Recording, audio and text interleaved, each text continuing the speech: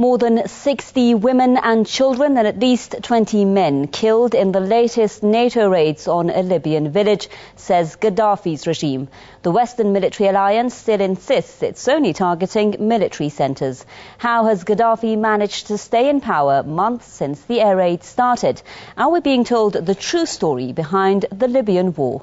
Stay tuned to another edition of News Analysis with me, Homar Lezgi.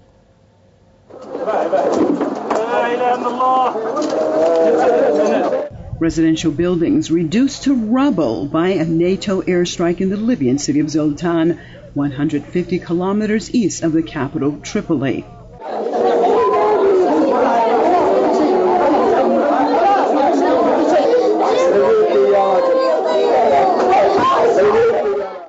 Libya says scores of people, including women and children, have died in the latest NATO air attack on a village near Zoltan, what the military alliance has rejected.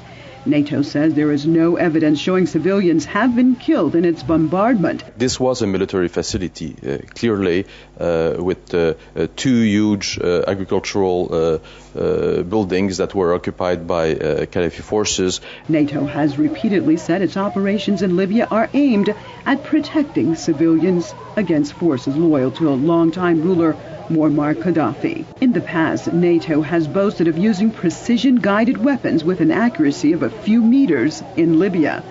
They were innocent people, men, women and children. They all died. My 2-year-old daughter and entire families who came here from other areas, they came all the way here to escape the bombings and from the airstrikes. 20 families are dead, children and women, all of them innocent people. Libyan state television has frequently aired footage of civilians killed or injured in NATO attacks since the war began. NATO airstrikes have not spared the revolutionaries fighting the Gaddafi forces either. Many of them have so far lost their lives in NATO attacks. The revolutionaries have on several occasions protested the bombardment of their positions by NATO warplanes. The Western military alliance insists that its mission in Libya is to help Libyans materialize their legitimate aspirations and topple the Gaddafi regime. Yet many observers believe that Libya's oil is the real reason.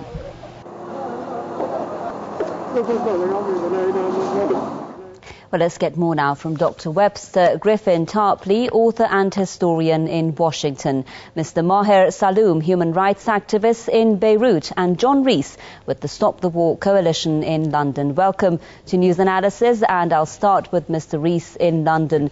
What's causing the growing number of civilian casualties? Mr. Rees, 85 killed in one NATO attack today in one incident. Isn't there precision targeting? Isn't there, according to NATO, guided targets towards, of course, military centres? Yes, well, of course, we don't know the truth about this particular incident. I doubt if it's been verified by journalists because they're restricted in their reporting in Libya. But it's, in general, inconceivable that you can have an air bombardment of the kind that NATO has been carrying out in Libya without there being civilian casualties. And we certainly do know, as your report suggested, that NATO bombing has even hit the rebel positions and caused casualties amongst them. It was been clear since the very beginning of this military operation that NATO was not going to restrict itself to the business of enforcing a no-fly zone or indeed simply of protecting civilians. It's fighting a war, and it's fighting a war for the removal of Colonel Gaddafi from power. It's fighting yet another war for regime change, and we've seen both in Iraq and in Afghanistan exactly what the talk of precision-guided weapons means. There is no such thing as a precision-guided weapon that can avoid civilian casualties, and that's exactly what's coming to light in Libya, just as it was proved to be the case in Iraq and Afghanistan. All right, let's go to Mr. Tarpley now in Washington. Mr. Tarpley, I guess there in London, Mr. Rees is saying that, well, we can't confirm a lot of the news that is coming in from Libya, either from the Libyan regime, from the anti-Gaddafi fighters. On the one side, NATO is saying that it's hitting command and control centres, military facilities, weapons dumps, rocket launchers. On the other hand, Libyan officials are saying that residential areas are being targeted. How can we make that distinction? How can we get the true news from Libya? Well, NATO, of course, are famous liars. I myself have visited Libya. I visited a compound of the Al-Khwaldi family, 70 kilometers west of Tripoli. It was purely residential. It included a petting zoo. I personally inspected it. I looked into every doorway and into every basement that I could reach. There was nothing military about it. And there the toll was at least 3 women, 4 children, a Sudanese cook, and some other people. So NATO is simply lying. But on the larger question, how does this civil war go on? I think the big news of the past 24 hours is the chaos of the Benghazi rebel government. And this grows out of the assassination of Commanding General Yunus about 10 or 12 days ago now. You have to imagine a country where the vice president, and in that case that would be Essawi, had joined with the defense minister, Dugaili, and they had joined with a disgruntled general, Khalifa Hifter, he happened to be a CIA agent who had lived in Northern Virginia for 20 years. Those 3, the vice president, the defense minister, and the disgruntled but ambitious general, get together and arrange the assassination of the commanding general of the armed forces. And the agency that carries out the assassination is the Libyan Islamic Fighting Group, meaning Al-Qaeda, because I take it that's exactly who the February 18th Martyrs Brigade is. That's called democracy. That government is now in chaos. They're trying to patch that up. I don't think they will. All right, Dr. They may have a civil war within a civil war. If I could just stop here, because you referred to the killing of the general commander, and that is a top issue that we're going to discuss in the course of the program. But first, I'd like to go to Beirut, Mr. Maher Saloom. Mr. Saloom, just speaking of what NATO is doing in Libya first, before we go to the issue of civil war in Libya, Mr. Rees telling us that what NATO is after is regime change in Libya, but it hasn't been able to do that since it started the air raids. What is taking the NATO forces so long to achieve anything in Libya? Well, I mean, let me be a military analyst first. If you recognize with my colleagues now in Washington or in London, I mean, the past airstrikes by the NATO have been decreasing a bit. So lately, just like today, and the casualties we've witnessed today on your PressTV, as I've seen, so many casualties between women and children, and this is not tolerated by us as human rights activists, whether we are in Lebanon or in Europe or in the States. Now, vis-a-vis the whole plan by the West or the conspiracy today, as I have analyzed so far, the whole situation is to cut down, the forces by the rebels, the TNC or the Transition and National Council, and never, dismiss the whole idea of assassination. I do agree with my colleague Webster from Washington, D.C. The whole situation by assassinating such a general, and he was the Minister of the Interior of the regime itself, Gaddafi forces back then. Now they're trying to balance between both forces, between the East and the West. And the whole plan, to me, as I analyze it, is to have 2 independent states within one state, which is Libya.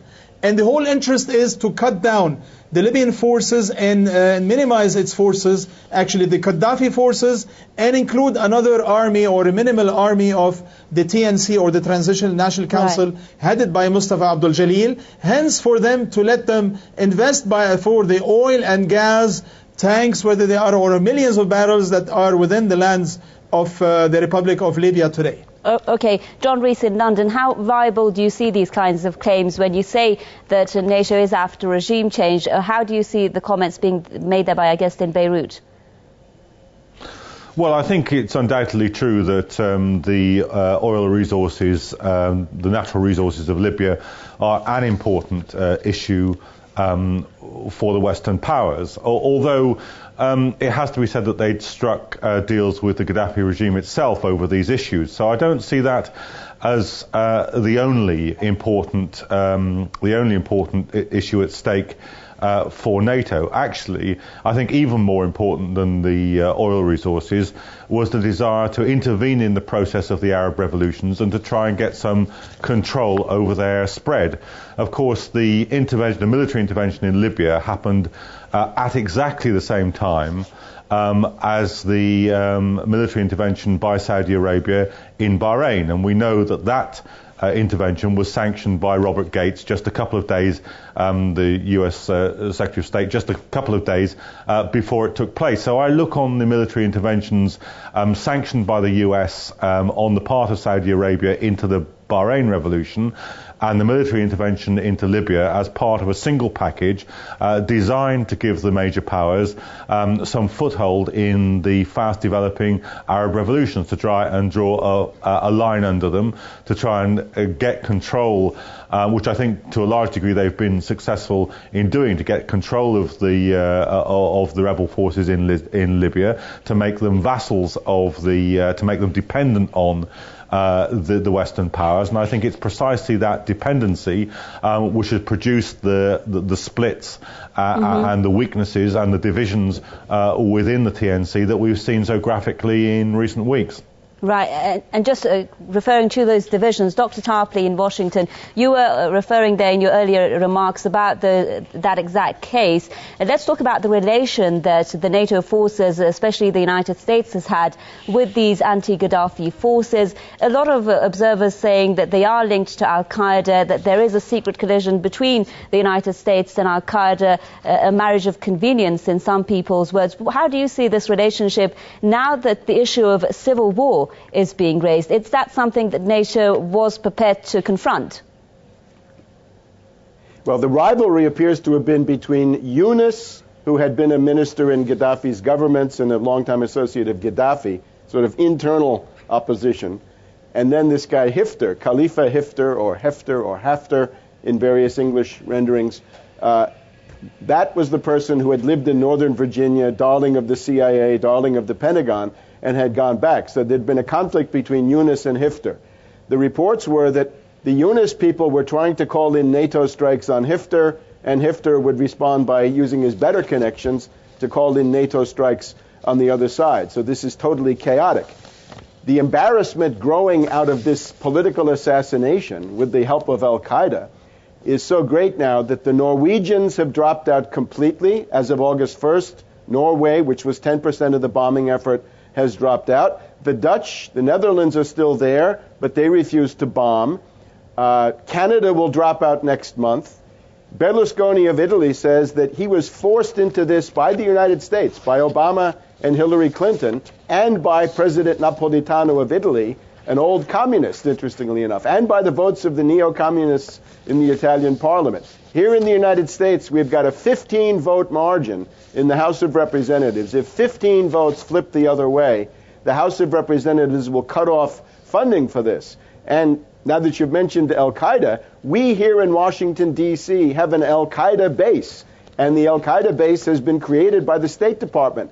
The Libyan embassy on Virginia Avenue, close to the Watergate complex, the Kennedy Center for the Performing Arts, the Key Bridge, and the Whitehurst Freeway, right in the middle of all that, there's now an Al-Qaeda base because the Libyan Rebel Council, the Benghazi gaggle of Libyan Islamic Fighting Group and Al-Qaeda have taken over the building. So here in Washington, we're at grave danger compared to what we were before.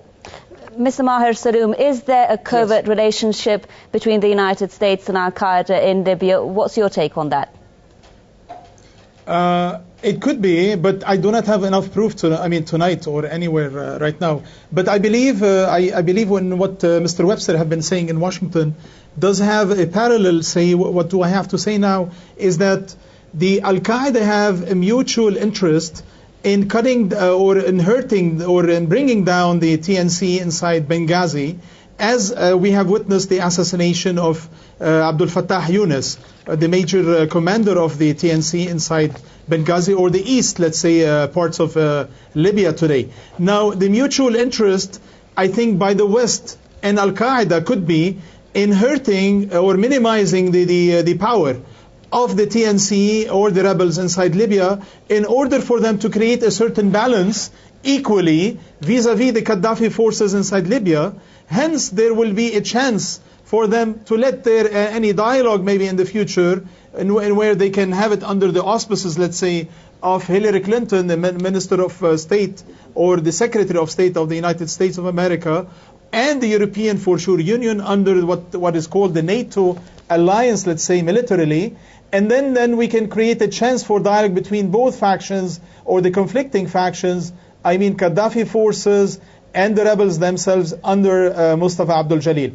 In case this scenario succeeds in bringing down, the war and letting the peace, arrive inside Libya or rises inside Libya, then we have a great chance of providing stability and economical stability, back towards the lands of Libya. But I think it will take months and months ahead, or maybe years ahead, to let back Libya to its feet. And just like we witnessed, even though under the Gaddafi forces, he had a great economy or a boosting economy, but unfortunately we didn't have equal and justice or social justice under the regime of Gaddafi towards his own people, and his own corruption has prevailed in bringing down the whole social or the social justice inside the state of Libya. Well, the major question now to many people, John Rees in London, if I could put that question to you, is whether the TNC is going to be a suitable replacement for the Gaddafi regime. And that's a question that's being raised a lot now in various articles by political observers. The government in Britain, where you are, some have been saying that it's been making a hasty approach alongside other foreign powers in immediately recognizing the TNC as the legitimate government in Libya. Do you think that has been a hasty approach, that there's still not enough knowledge about who is making up the TNC and whether they are suitable to replace the Gaddafi regime?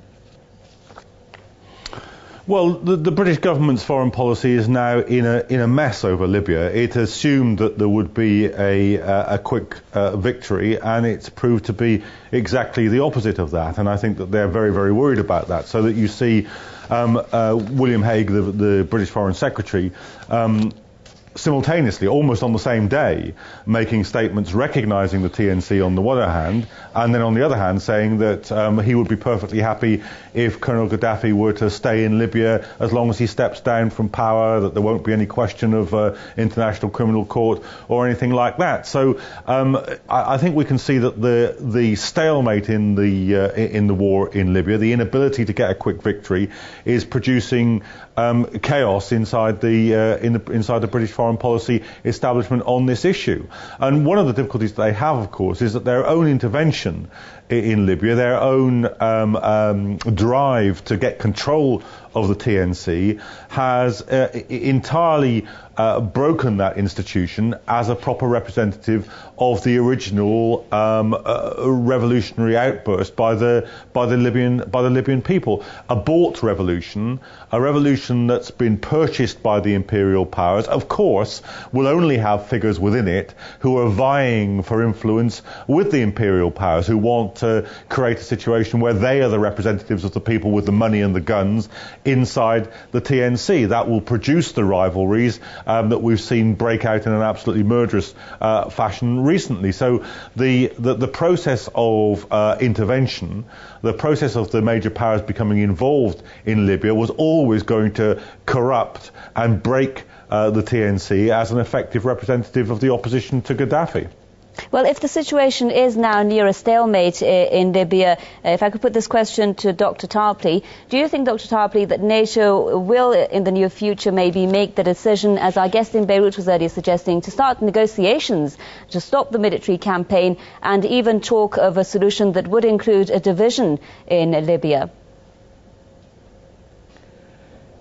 I think you're going to have a lot of trouble dividing Libya, because I think this is a country that has strong nationalism, and the fact that Gaddafi is still in power in most of Libya, certainly most of the population, indicates that Gaddafi has real popular support. People who were lukewarm on Gaddafi have been driven back into the Gaddafi camp by the atrocities and war crimes of NATO. So now the question is, where does this all go? It seems to me that the NATO coalition is falling apart. The Benghazi Rebel Council is falling apart. Again, this is now the season of the town meetings here, right? The Congress is no longer in Washington. They're at home, and they're getting an earful. I know in Vermont this morning, the congressman from Vermont, Representative Welsh, has gotten an earful from a bunch of citizens who want this war ended. The United States is sick of war, and the people are, at least, and this has no popular support. It never did. The point I would make is that from the very beginning, the effective armed forces of the rebellion, and it was armed and violent from the first day, were the Libyan Islamic group and Al-Qaeda. And since then we've had, since Al-Qaeda is the CIA Arab Legion and always has been, we've had fighters coming back from Afghanistan and Pakistan all over the Arab and Islamic world have been brought in to fight for the Benghazi Rebel Council. So the press has not done their job, but this is a monstrosity, and this is now the conjuries and gaggle that have moved in to the Libyan embassy on Virginia Avenue here in Washington, D.C. And I think that's something to be really worried about. And I think congressmen will be hearing about that too. All right, well, if you're saying then that NATO is getting help from these militants, in your words, from these anti-Gaddafi forces in Beirut, Mr. Maher Saloom, why then has it still not been able to force Gaddafi out, to end rather the civil war, the conflict in Libya? Why is this war continuing? Or I may ask, what is giving the Gaddafi regime so much strength to withstand? Because I believe there are some still tribes and people who are representatives of the Republic of Libya that they are supporting and backing the Gaddafi regime and himself and his sons, for sure, Saif al-Islam and other ruling sons. But let me pinpoint something that it came up to my mind while Mr. Webster was speaking. I believe Al-Qaeda, the whole plan or the conspiracy towards Libya is to form a certain part of Libya. It could be in the south and the deserts of Libya, where they can have their own independent mini-state as Libyans that are followers or supporters of Al-Qaeda, maybe Osama bin Laden, the late one, or Al-Zawahiri today as a ruler of Al-Qaeda internationally. Now, the whole situation between Benghazi and the capital Tripoli and Al-Qaeda is to separate those three and make a threesome division inside the Republic of Libya, where Arabs of Libya are divided, unfortunately. I believe there should be a part of it, I believe also, in parallel with what Mr. Webster mentioned earlier, a certain nationalistic support towards the Gaddafi by his followers. But what we need to apply, I wish the West can apply the measures of the true democracy and the tools that they can supply themselves inside the West, whether using the Congress, the Senate and the Congress in the States, or the parliaments inside Europe. Now what we need is to develop our skills, democratically speaking, inside Libya, support the people of Libya in order for them to choose whatever constitution they want, their own new president one day, and the new parliament that they seek for. There shall be justice for all and socially uncorrupt or not corruption, corruption under the lands of Libya. Thanks very much. I'm afraid we've run out of time. Mr. Maher Saloom, human rights activist, joining us there live from Beirut. I'd also like to thank John Rees from Stop the War Coalition in London and Dr. Webster Griffin Tarpley, author and historian, joining us live from Washington. Thanks so much for staying with this edition of News Analysis. From me, Homa Lezgi, and our team here in Tehran, it's goodbye.